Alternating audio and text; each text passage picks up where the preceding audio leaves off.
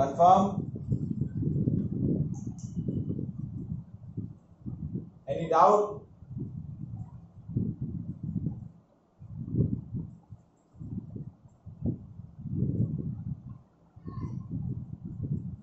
वंदन, मान्या, is there any doubt? ठीक है, अब देखिए इससे रिलेटेड एक क्वेश्चन मैं डिस्कस करता हूं. Now consider a charge particle proton travel in a external magnetic field. The direction of magnetic field जो है, जैसे ये मैग्नेटिक फील्ड है, ये मैग्नेटिक फील्ड एक्स एक्सिस के about. So a charge particle, positively charged particle proton is travel in the external magnetic field which is about the x-axis direction, and its velocity is about the z-axis direction. Velocity क्या है? z-axis में, ये y, ये z. Velocity आपका क्या है? z-axis direction. So determine the direction of the magnetic force experienced by the charge particle, or determine the direction of magnetic force experienced by the proton. charge particle कौन सा है? Proton. तो proton किस direction में क्या करेगा? Force experience करेगा. ना इसी का बी पार्ट क्या है? If we are taking a charge particle is electron, then force की डायरेक्शन क्या हो? दोनों केस में फोर्स की डायरेक्शन और फोर्स का मैग्नीट्यूड आपको बताना है. अब देखिए मैं इसको दो तरीके से आपको एक्सप्लेन कर दे रहा हूं. दोनों तरीके मतलब एक राइट हैंड स्क्रू रूल के हिसाब से भी बता देता हूं, और दूसरा क्रॉस प्रोडक्ट के लॉजिक से भी आपको एक्सप्लेन कर देता हूं. इंपॉर्टेंट चीज है क्योंकि हमारा जो नेक्स्ट आर्टिकल है इस पर प्योरली बेस्ड है, तो आपको समझ में आना चाहिए कि ये कैसे हो रहा है. तो देखिए चार्ज पार्टिकल आपका प्रोटॉन है, प्रोटॉन पॉजिटिवली चार्ज पार्टिकल है. तो देखिए फोर्स का पहले मैं क्रॉस प्रोडक्ट वाला लॉजिक बता देता हूं. Q B cross B. तो चार्ज पार्टिकल है प्रोटॉन, पहले प्रोटॉन के लिए कर रहा है. ठीक है, तो चार्ज पार्टिकल है, प्रोटॉन का चार्ज होता है plus e. Now velocity vector है आपका z एक्सिस, तो ये देखिए v k कैप. देखिए इसके लिए यूनिट वेक्टर होता है k कैप, इसके लिए होता है i कैप, और इसके लिए होता है j कैप. x एक्सिस के अबाउट यूनिट वेक्टर होता है i कैप, y एक्सिस के अबाउट यूनिट वेक्टर होता है j कैप, और z एक्सिस के अबाउट यूनिट वेक्टर होता है k कैप. तो ये वेलोसिटी लिख दी मैंने v k cap into magnetic field b i cap. तो ये हो गया e v b k cross i. क्या आया? k cross i. तो k क्रॉस i क्या होता है? देखिए i, ये j और ये k. शायद आपको क्रॉस प्रोडक्ट याद आ रहा हो अभी जो 11th में पढ़ा था. तो k क्रॉस i क्या होता है? j cap. e v b j. k cross i क्या होता है? j cap. तो ये आपका देखिए j कैप. अब राइट हैंड स्क्रू रूल क्या है कि वेलोसिटी वेक्टर आपका z एक्सिस में है, मैग्नेटिक फील्ड आपका x एक्सिस में है. ये तो चार्ज ऑफ प्रोटॉन है ना. प्रोटॉन का चार्ज क्या होता है?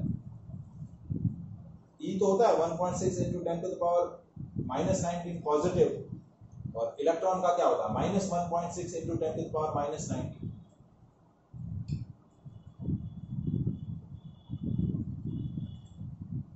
आया समझ में?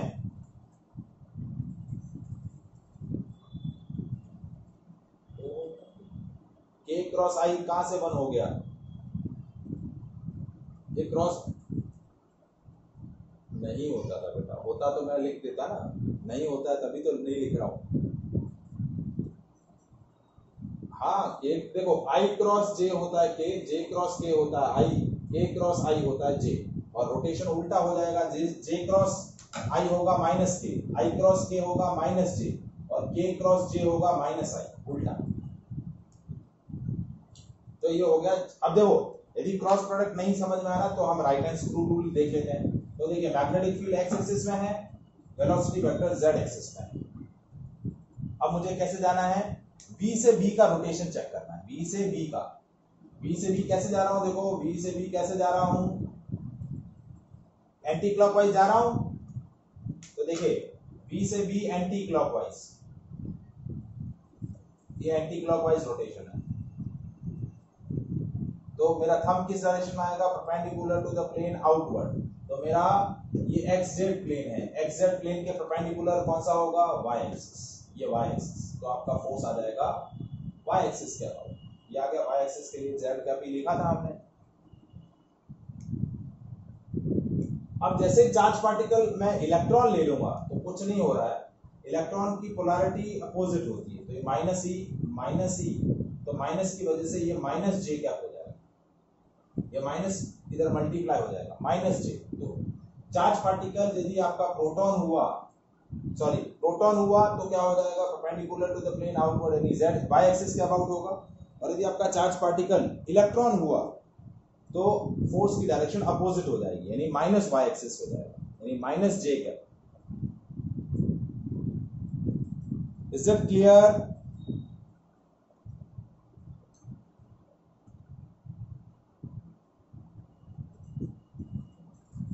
थोड़ा बहुत आया, ज्यादा नहीं आया समझ में, दोनों रूल नहीं आए समझ में।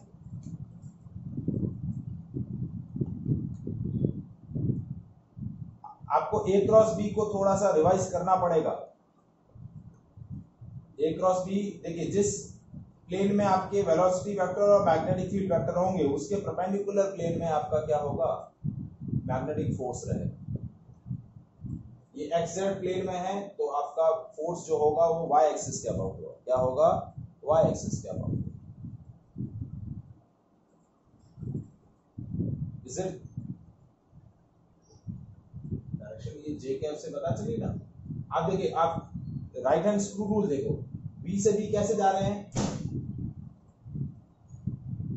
वेलोसिटी वेक्टर से मैग्नेटिक फील्ड वेक्टर कैसे ट्रेवर्स कर रहे हैं, क्लॉकवाइज एंटी क्लॉकवाइज। तो देखिए ये एंटी क्लॉकवाइज रोटेशन होगा, फिंगर का रोटेशन एंटी क्लॉकवाइज। तो थंब कहां आ रहा है, थंब कहां आ रहा है, प्लेन से बाहर आ रहा है ना, आपकी तरफ है थंब, तो ये बाहर तो आउटवर्ड हो गया।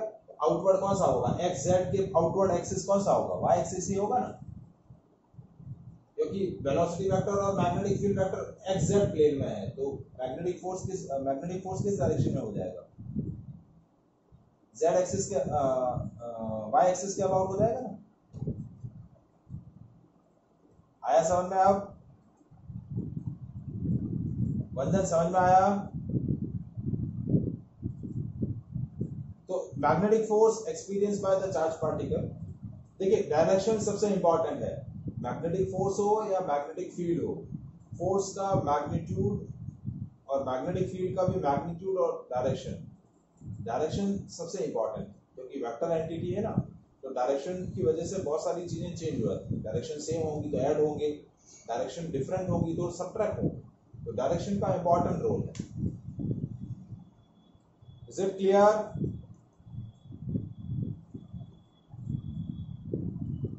Any doubt, confirm? चलिए अब नेक्स्ट आता है हमारा magnetic force experience by a current carrying conductor. Magnetic force experienced by current carrying conductor। पहले हमने सिंपल चार्ज पार्टिकल लिया, अब हम करंट कैरिंग कंडक्टर ले रहे हैं।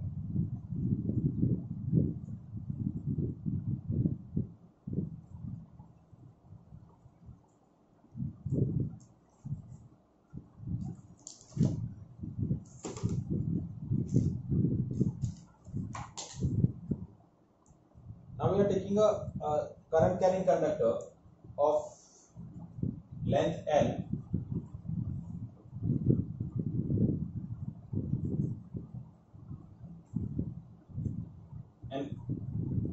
is placed in a on the x axis. कहाँ प्लेस किया हमने? x axis के अबाउट उसको प्लेस कर दिया, ठीक है। Now this current carrying conductor, देखिए करंट कैरिंग कंडक्टर है तो उस कंडक्टर वायर में क्या फ्लो कर रही है? करंट फ्लो करेगी, ठीक है। तो करंट हम बोल रहे हैं कि करंट इसी एक्सिस के अबाउट, एक्स एक्सिस के अबाउट फ्लो कर रही है। So we are taking a current carrying conductor of having a length L, and the amount of current flowing in this conductor is I. The number of electron per unit volume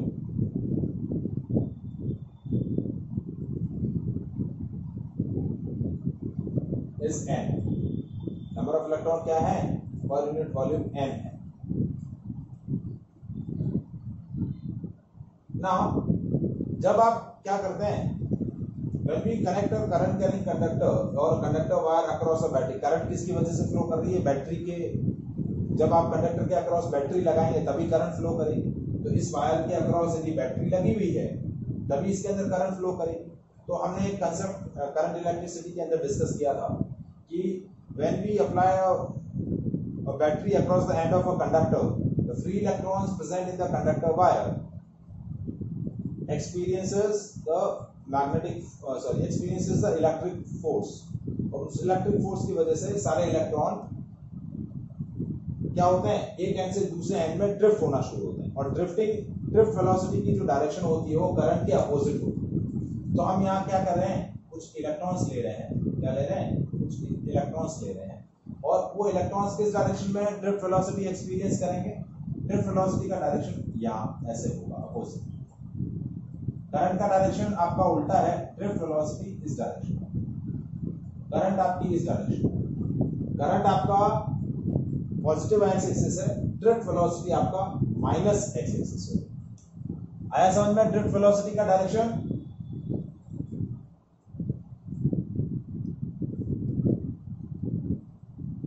देखिए, क्योंकि हमने current electricity वाले chapter के अंदर discuss किया है कि जब करंट कैरिंग कंडक्टर में करंट फ्लो कर रही है तो करंट जिस डायरेक्शन में आपकी करंट फ्लो कर रही है, इलेक्ट्रॉन्स जो हैं उसके अपोजिट डायरेक्शन में ड्रिफ्ट होते हैं। तो करंट आपका इस डायरेक्शन में फ्लो कर रहा है तो इलेक्ट्रॉन इस डायरेक्शन में ड्रिफ्ट होते हैं, ठीक है। Now we are also applied external magnetic field about this current carrying conductor. इस करंट कैरिंग कंडक्टर को हमने एक्सटर्नल मैग्नेटिक फील्ड में भी क्या किया है? प्लेस किया। क्या किया है? एक्सटर्नल मैग्नेटिक फील्ड में प्लेस किया। अभी तक हम करंट की वजह से जो मैग्नेटिक फील्ड प्रोड्यूस हो रहा है उसके बारे में कोई डिस्कशन नहीं कर रहे, ठीक है, कि करंट की वजह से जो मैग्नेटिक फील्ड प्रोड्यूस हो रहा है वहां उसका कोई डिस्कशन नहीं है। हमने एक एक्सटर्नल मैग्नेटिक फील्ड सेटअप किया और वो एक्सटर्नल मैग्नेटिक फील्ड आपका वाई एक्सिस के अबाउट, इसके अबाउट है वाई एक्सिस के अबाउट। तो देखिए, an electron, a conductor wire consists of free electrons. So when these conductor wire is placed in an external magnetic field, so all these electrons which are present in the conductor wire experiences the magnetic force. So magnetic force experienced by free electrons क्या होगा? That is इस relation से देखिए Q V cross B, Q की जगह आ जाएगा minus E V D cross B। देखिए electron का चार्ज है माइनस E, वेलोसिटी क्या है? V D, और मैग्नेटिक फील्ड क्या है? B।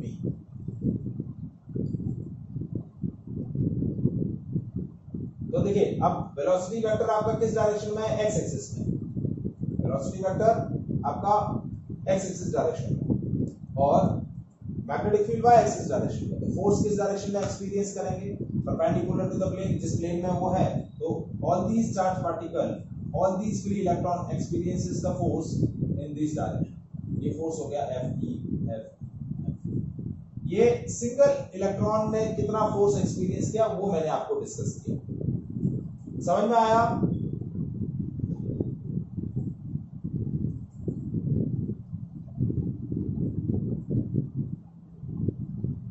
This is a magnetic force experienced by a single free electron minus E Vd cross P.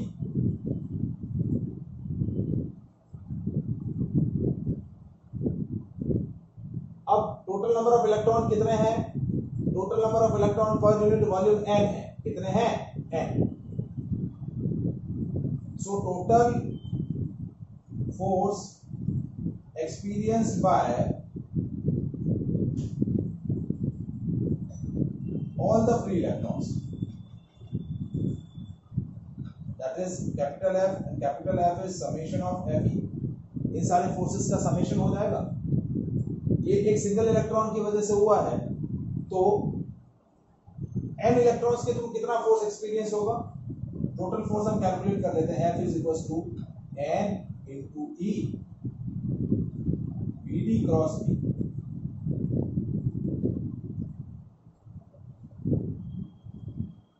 आया समझ में ये एक्सप्रेशन? देखिए मैंने एक इलेक्ट्रॉन का फोर्स निकाला, उसको n नंबर ऑफ इलेक्ट्रॉन से मल्टीप्लाई कर लिया.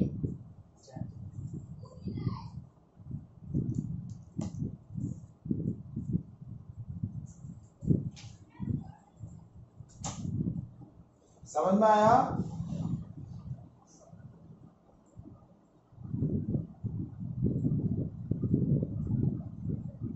अब ये इलेक्ट्रॉन्स क्या है? n नंबर ऑफ इलेक्ट्रॉन्स है. ये n क्या है? Number of electron per unit volume. तो ये तो आया आपका number of electron per unit volume, n है ना, तो इसको हम मल्टीप्लाई किससे करेंगे? a इंटू l से. किससे मल्टीप्लाई करेंगे? क्योंकि देखिए number of electron per unit volume n है, so total number of electron कितने हो जाएंगे? Total number of electron in conductor कितने हो जाएंगे? n into a into l. तो ये क्या कर दिया मैंने? l लिया है तो कैपिटल L, स्मॉल l ले लेते हैं, बार बार कंफ्यूजन होगा कि स्मॉल l. तो देखिए टोटल फोर्स कैसे कैलकुलेट किया?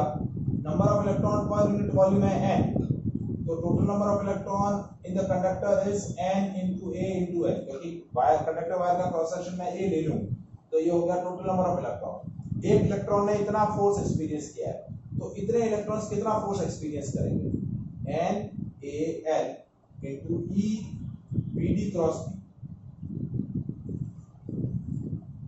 आया पॉइंट समझ में?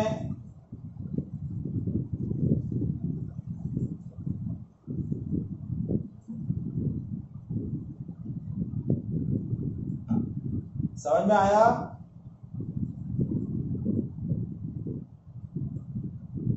तो देखिए अब टोटल फोर्स कितना हुआ? देखिए F is equals to NaL minus E Vd cross P. अब हमारा एक रिलेशन है I is equals to NaEVd. याद आ रहा है? करंट और ड्रिफ्ट वेलोसिटी के अंदर रिलेशन है ये.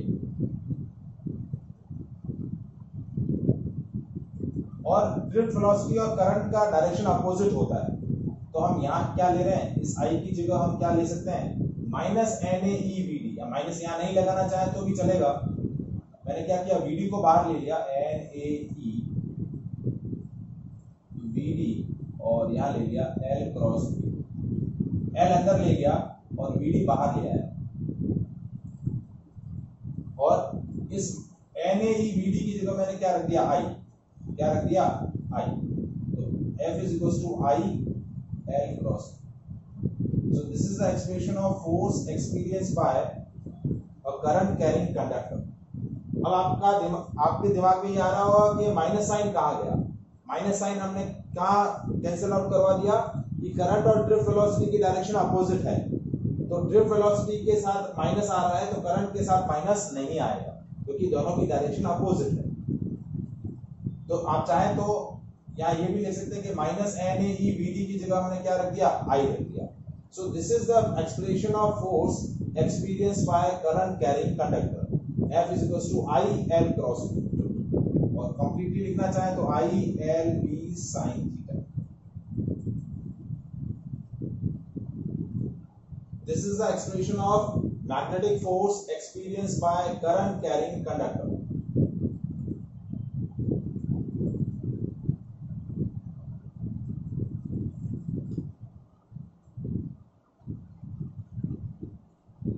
मैं वापस से पूरा आर्टिकल थोड़ा सा स्पीडली आपको वर्कआउट करके बता रहा हूं। सबसे पहले हमने क्या किया, we are considering a current carrying conductor of length L and having an area of cross section A, and we are considering that it consists of n number of electron per unit volume. So total number of electron कितने हो जाएंगे, n into A into L, ये total number of electron आ जाएंगे। फिर हमने क्या किया, now we determine the magnitude of a force, magnetic force experienced by a single electron। तो सिंगल इलेक्ट्रॉन कितना फोर्स एक्सपीरियंस करेगा, E Vd क्रॉस B। क्यों, V क्रॉस B के लॉजिक से हमने क्या किया, E Vd क्रॉस B, ये आपका force experience by single electron, उसको टोटल नंबर ऑफ इलेक्ट्रॉन से मल्टीप्लाई कर दिया तो ये हो गया टोटल फोर्स। टोटल फोर्स हो गया NaL E Vd cross B। अब हमने Vd को बाहर लिया, L अंदर ले लिया, तो ये हो गया NaE Vd L cross B, और NaE Vd की जगह हमने क्या रख दिया, I, तो फोर्स आ गया IL क्रॉस B, या F is equals to ILB sin theta. अब ये भी वेक्टर क्वांटिटी है। So the direction of force is given by Fleming left hand rule. किस रूल से देंगे, फ्लेमिंग लेफ्ट हैंड रूल से। मैग्नीट्यूड है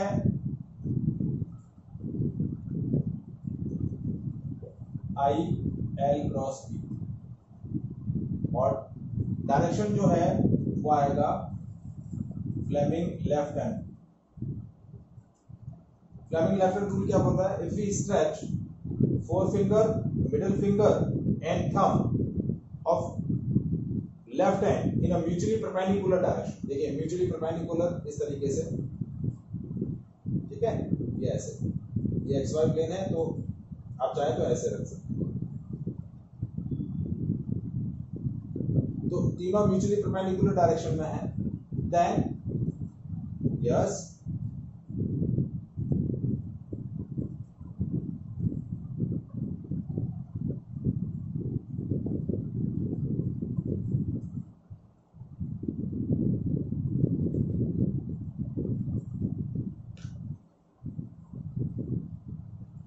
सो फ्लेमिंग लेफ्ट हैंड रूल क्या बोल रहा है, if we stretch forefinger, middle finger and thumb of your left hand in a mutually perpendicular direction, then forefinger is in the direction of magnetic field, middle finger is in the direction of current, then thumb indicate the direction of force। देखिए ये इस direction में है, ये force की direction हो जाएगी, ये मैग्नेटिक फील्ड की डायरेक्शन हो जाएगी, और ये आपकी करंट की डायरेक्शन हो जाएगी।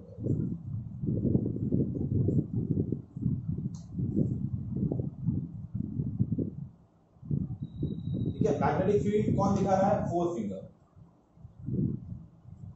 मिडिल फिंगर आपका क्या दिखा रही है, करंट दिखा रही है, तो थंब आपका क्या दिखाएगा, फोर्स दिखा देगा। So if we stretch forefinger, middle finger and thumb in a mutually perpendicular direction, then forefinger is in the direction of magnetic field, middle finger is in the direction of current, then thumb indicate the direction of force। thumb क्या बताएगा, force की direction बताएगा। Is it clear? जैसे देखिए ये आपका magnetic field, ठीक है, करंट आपका इस डायरेक्शन में, तो थंब कैसे आ रहा है, देखिए बाहर की तरफ आ रहा है, दिख रहा है थंब बाहर की तरफ परपेंडिकुलर टू द प्लेन।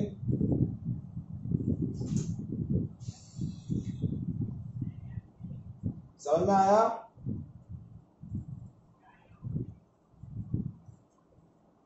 तो ये आपका फ्लेमिंग लेफ्ट हैंड रूल हो जाएगा। So that is all about the today session. इसको हम नेक्स्ट सेशन के अंदर और कैरी थोड़ा सा और डिटेल से डिस्कस करेंगे, ठीक है? हाँ बोलिए, किसने बोला?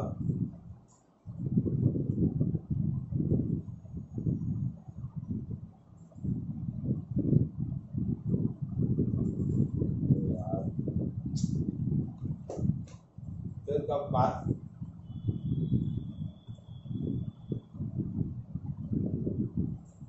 ठीक है चलो मैं बताता हूँ अभी। ओके।